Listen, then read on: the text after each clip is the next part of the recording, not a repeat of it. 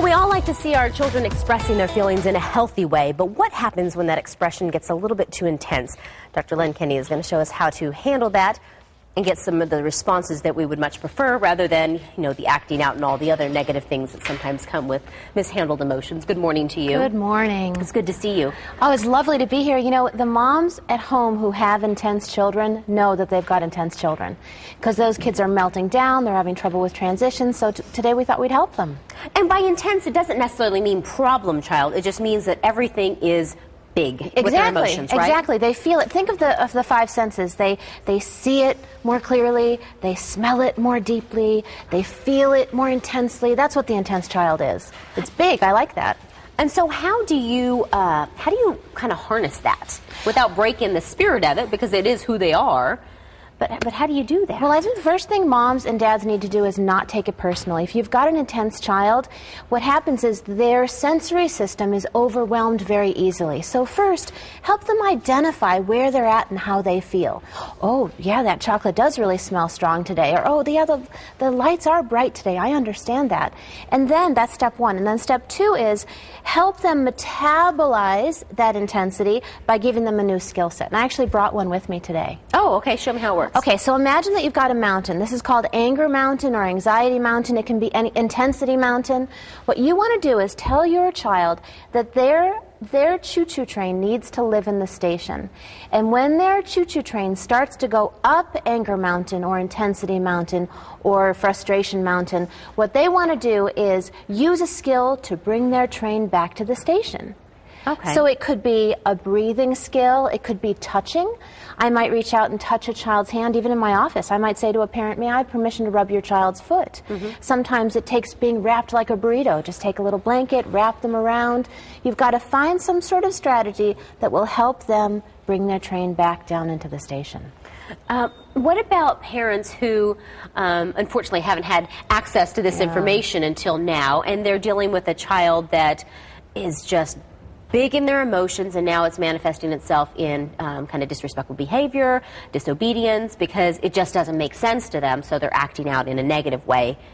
But the root of it is their emotion not being able to be expressed right, properly. Exactly. Okay, so we're not going to take it personally. Two, we're going to help give them a skill set. So if you're my intense child, what you're saying to me is, Mommy, this is too much for me to handle right now. Will you help me? So I'm either going to give you words or behaviors that are going to help calm you down. And then I'm going to deal with the misbehavior another time when you are calm. Okay? Oh, okay. So you're rather than trying to parent and discipline in that moment when you've already lost control. Exactly. This is what happens. Your amygdala in your brain does sad, glad, mad, afraid.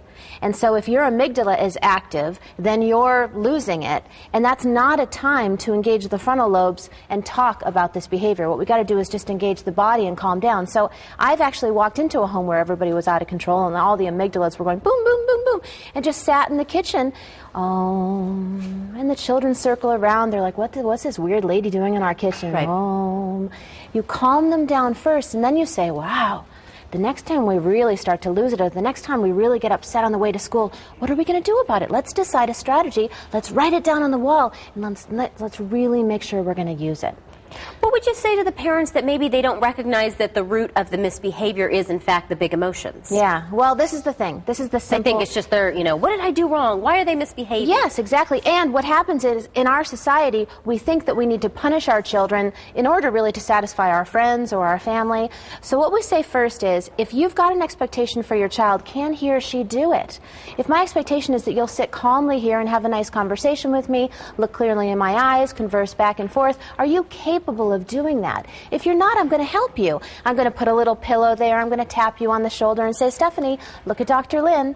So what you're going to do with those parents is help them learn how to give their kids the skills to do whatever is needed in the moment. And what do you do when it's one child that's disrupting, that it's the one kid in a family? You may have 5 kids, you may have 4 kids too, and it's that one that kind of requires so much extra attention, and the other ones, they don't need to be parented that way. It happens so how all do you the time. handle that? That happens all the time where parents call and they say there's one child that's really distressing us. And what you need to do is work with a neuropsychologist or a pediatric psychologist or a good teacher and write a 3-step three-step plan. One, how are we going to identify the intensity? Two, what are our calming skills going to be? And three, how are we going to reward for that child when they use their calming skills? And when you write it out for the child and they can really access it and do it, they'll always say to you, oh, Dr. Lynn, I was going to freak out on my mom, but I took a deep breath, or whatever it was, or I took 3 steps backward, or I did a spin around, or I sat down and ohmed, and they're so happy that they actually used the skill. But the key for the parents is to have a plan with them so their child can access the skill. So they're not parenting the other children the way they do the other children with this child, because clearly it's not going to work. Yeah, really, you're trying to keep that child calm so the rest of the family can feel joy. Bottom line is you got to put a little work into it as a parent, takes some don't you? work. You It got takes some effort. lots of work. Well, thank you so much for coming and teaching us some of these skills.